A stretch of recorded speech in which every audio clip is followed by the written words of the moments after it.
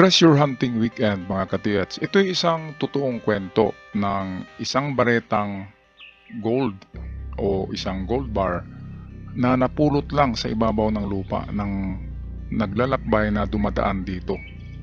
At ang kanyang nadaanan ay merong atabay or old well or balon sa Tagalog. Itong balon or atabay ay malalim daw at nasa puno ng kahoy, sa tabi ng punong kahoy na centennial. At sa panahon ngayon patay na siya na kahoy, at hanggang ngayon nakikita pa rin ang patay na kahoy na centennial, dead old tree, at merong balon sa tabi ang kahoy. At ang gold bar na napulot ay nakabalot pa siya sa alkitran, isang gold bar napulot ng dumaan.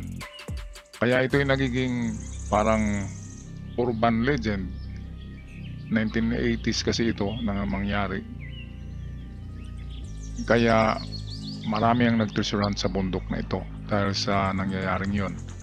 Ngayon, ang pakay namin dito sa treasure hunting weekend natin na to ay hanapin yung atabay na yon na sabi ng ating katiyats ay kanilang hinukay din, kasi natabunan na yun at hinukay nila, kaya sa ngayon ay bumalik sa pagiging malalim ang atabay na yun. Pero bago tayo makarating doon ay meron tayong mga nagkikitang kakaiba dito, kaya ginagamitan ko ng detector. Kagaya nito, putol na puno, hindi natin alam kung centennial tree ba to o hindi. Basta putol siya, lata na, dinidetect ko ng itong ating detector. Ito nga pala ay mabibili na detector sa Bourbon Electronica. Ang gagaya nito ay best selling ito kasi ano lang to ngayon, nasa 12,000 lang yata.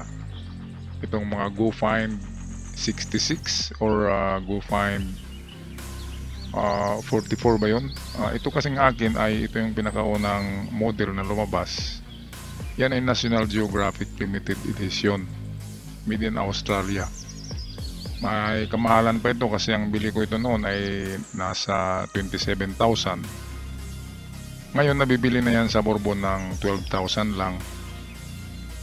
At mukhang magagandang modelo yung lumabas ngayon. Kaya kung gusto nyong bumili ng mga ganyang mga detectors or scanners, tawagan nyo lang si Roniel Bourbon 0975-6675-030 para sa mga katanungan. At huwag mahiya magtanong ng kahit ano basta tungkol sa scanners at detector. At dito ay meron akong na-detect na something metal. Makikita naman sa detector na ito kung anong na-detect niya, merong identification siya. So metal. So medyo maganda ito kasi metal, baka metal box, di ba? Anong ginagawa ng metal diyan sa puno? Diyan sa yan ay under the old tree na yan eh. Kung treasure man yan. Kaya dito pa lang ay medyo tumaas ang ating blood pressure. Ayan tingnan nga natin to kung ano to. Ito yata yan. Oops. Ito'y kadena. So sa tingin ko, anong ginagawa ng kadena sa bundok? Yan ay chainsaw. Di ba? Yung sa chainsaw. May naputol siguro na chainsaw dyan o nasira sa bundok. At dyan tinapon. Ayan lumang-luma na siya. So pwedeng 20 years ago, ganyan. So maganda kapag may kahit metal detector lang, kasi pag napadaan talaga ang metal detector sa bakal ay talagang tutunog siya. Pero magandang klase kasi ito na detector, itong Minelab na brand. Kasi may reading siya, pwedeng makita mo kung silver o gold or iron lamang. Kaya diyan sa Cagayan pala ay Cagayan de Oro sa Mindanao dito sa atin ay meron ng branch ang Bourbon Electronica, Cagayan de Oro. Hindi ko pa alam ang lugar, ang exact address, kaya tawag na lang kayo kay Roniel para sa katanungan. So ito, palapit na kami sa sa balon. Merong parang mga man-made sign pero hindi tayo tiyak. Pwedeng nature. Ito nagturo to doon sa sa balon. Itong mga to. Kaya pwedeng marker yan. Counter sign doon papunta sa balon.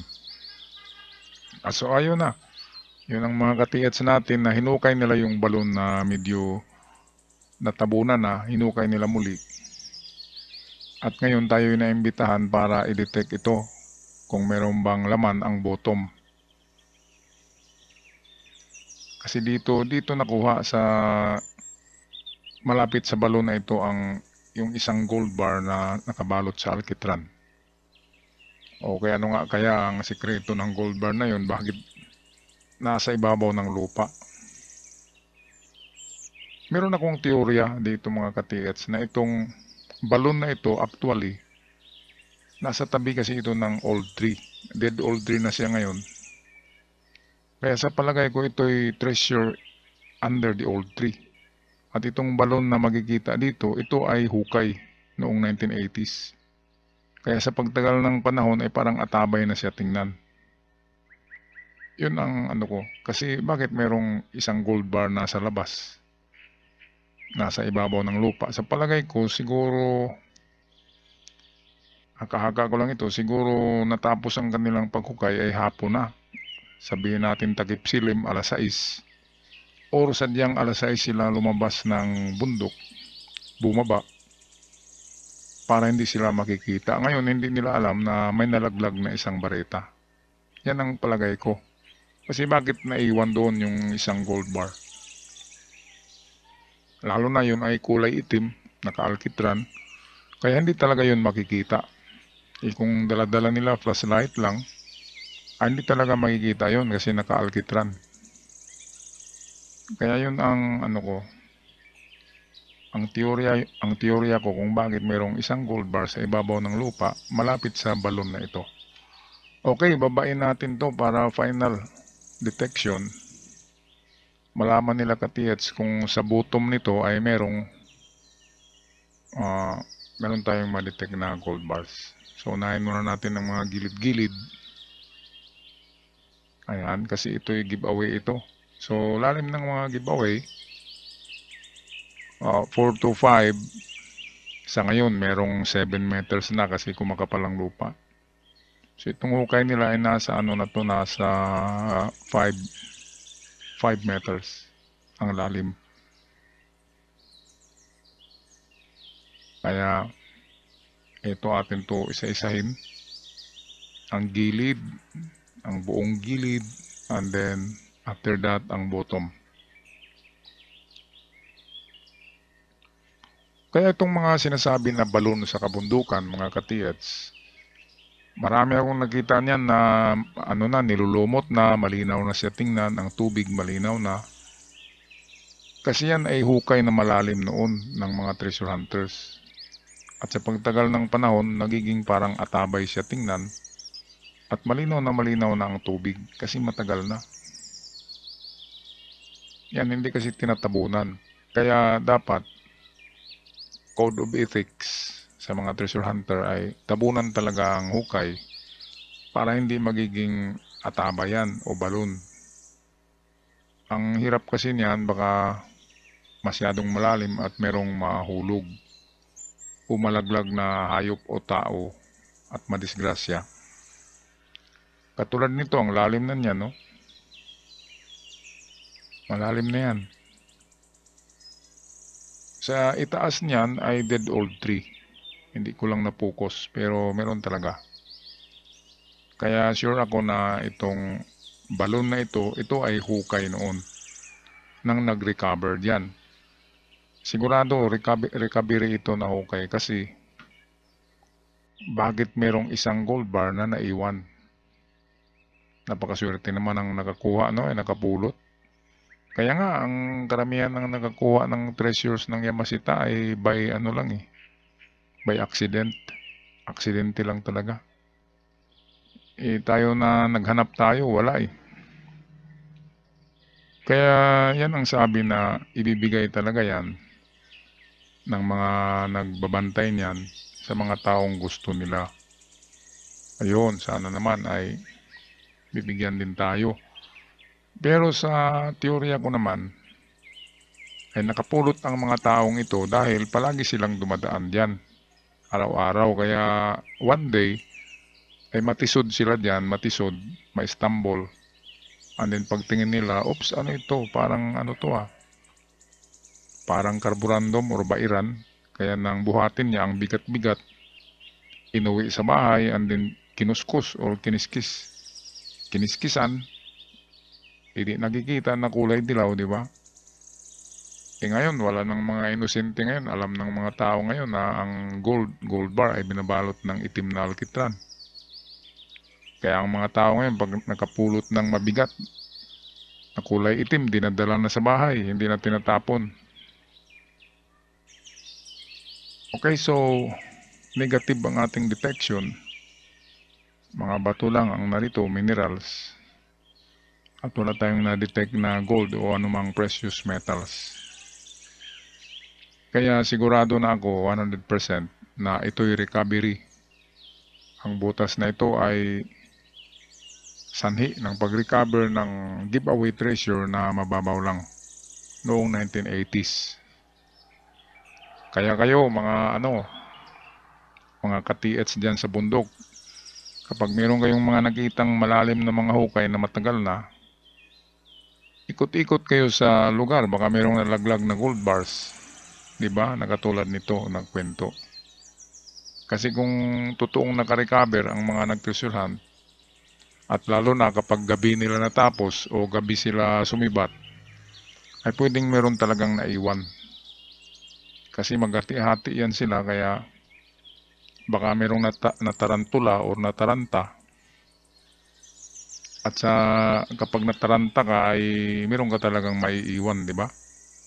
Kahit nga cellphone natin ay maiiwan natin kapag natarantula tayo. Okay, so ito. Ayaw natin na mawalan ng gana itong mga ka-TH natin, kaya inaayos natin ang pag-detect. Yun yung dead old tree, yung napokus ko sa itaas. Ano talaga siya, patay na nakahoy. Rotten. So mayroong parang mga iba't ibang kulay na bato, pero common talaga yan. Basta't nasa ilalim ka na ng lupa, meron ng mga bato na ganyan. Mga kulay orange, pula. Pero kapag ang nakita nyo ay marble, gawa sa marble na mga bato, na mga bilog o kulay itlog, na talagang man-made, makintab, yun ay mga signs for treasures. At kapag ganon na marami na mga hugis itlog na bato na iba't ibang kulay, ayan ay treasure under na. Merong treasures. Okay, ito pinukus ko lang ang layer ng lupa. Kaya yun, ayan yung dead old tree, yan yun. Sa 5 meters, dito makikita ang mga kulay orange na bato, yan red-orange ang kulay. Pwedeng yan, pwedeng kung napanood nyo yung gemstone hunter na Pilipino, yan, dinadala niya yan sa bahay para pakintabin. Kasi yan yung mga gemstone niya na murang klase, yung hindi mamahalin. Pero kapag na-process na yan, ay makintab na yan, meron ng presyo. Kasi mahirap hanapin ang ganyang mga bato. Tinatawag yan ng mga agates.